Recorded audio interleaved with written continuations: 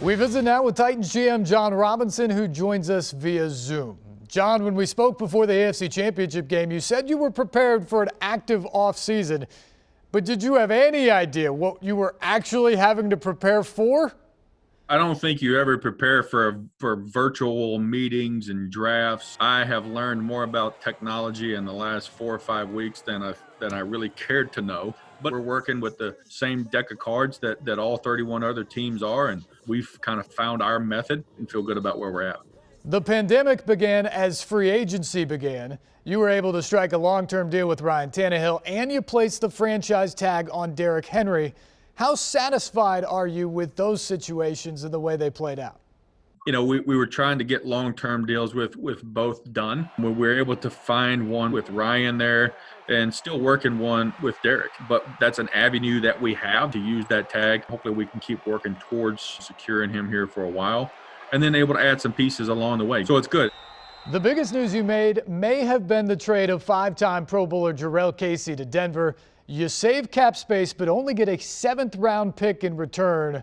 Why was that the right decision for this team right now? Anytime you're moving on from a player that was drafted here, that's done multiple extensions here, that's made Pro Bowls here, it's hard. It was hard for me to have that conversation with Darrell, but we wanted to do right by Darrell and try to find him a place that he could continue his career and that gave us some flexibility from a roster construction standpoint, from a cap standpoint, to continue to try to build this team.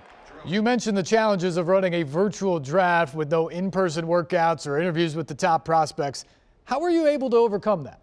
I don't know that you can overcome it, but you just do the best you can with the situation that you've been dealt. My email has been flooded with workout videos of these guys. The prospects that Coach Vrabel and I have FaceTimed have been extremely available, and we've been able to talk to them for 30, 40-minute sessions and get to know them. Some of them we have met before at the combine.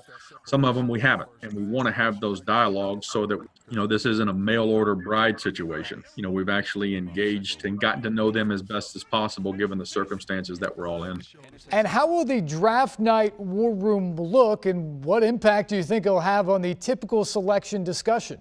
I'm set up here in my home. I've got a couple of different monitors and several screens, and we're hopefully protected from a firewall stand width, and the power stays on and the internet bandwidth is free flowing, and we're able to communicate with the league. We have a mock draft on Monday just to start to kind of test the bells and whistles of this thing to make sure we're going to be okay. You pick at 29. Everybody always talks about the numbers of first-round grades in a given draft. Does your draft board have enough first-round grades that you'll for sure get one at 29? I think the first-round grade thing is always subjective, and there's always, somebody that tweets that there's only 14 first-round grade players.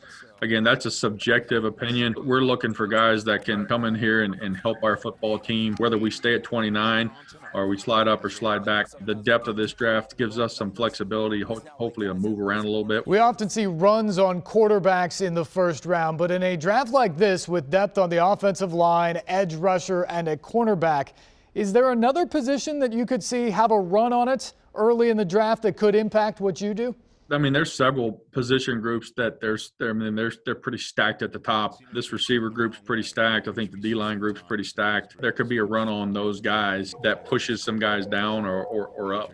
There appears to be a common belief looking at your roster that you have needs but no glaring weaknesses. So in the theme of the age-old debate about drafting for need versus drafting the best player available, where do you think you sit right now? Probably right in the middle. You're always going to need some position, and therein lies the best player available because you're going to need that guy. But we stack the board certainly vertically, but we also look at horizontally and who we think can make the best impact at his position. And is this running back better than this safety? Is this safety, would he help us more than this D lineman? That's the way we try to look at it and talk through those scenarios so that when we are on the clock, the decision's kind of already made. One of the themes that came from the end of the season was the need for your defense to have more of an impact on opposing quarterbacks. You're currently light on the depth chart at cornerback, and you've always talked about the need to find pass rushers. Where do you see yourself in both those areas heading into the draft? getting Malcolm back, who ended on IR last year, he will help us. When Adoree was able to get back on the field, he did some really good things for us. We've got Amani Hooker back, we've got KB back, we've got Vaccaro back. So there's a lot of good pieces in that secondary. Certainly, we'll look to add depth at corner at some point in the draft. The outside linebacker group, we brought in Vic Beasley, we re-signed Correa, who finished really strong for us last year. We've got Landry back. Derrick Roberson did some good things at the end of the year last year. And then DeAndre Walker, who we drafted a year ago, and then he went on IR. So he's kind of like an extra draft pick. And then adding Jeffrey Simmons, he will be healthier. He will be better, I feel, this year. Excited to get him back and out there. And lastly, John, normally when you get through a draft, all those rookies are coming in for a mini camp and then soon join the entire team for the offseason program. We have no idea on the timetable for any of that right now. So how are you and Mike Vrabel operating given that unknown? And are you prepared that you may not see your team until training camp? We're kind of taking the guidance from the league on that, when we can get everybody back into our building. But we're trying to set up some virtual scenarios so that we can get information to those rookies. We're going to start those virtual workouts here pretty soon with our players so that they can start to think about the X's and O's. But that's certainly that one-on-one interaction and being around the team and the guys on a daily basis. We can't wait to get back to that. John Robinson, thanks for the time. Stay safe and good luck this week. Steve, good luck to you. Appreciate you.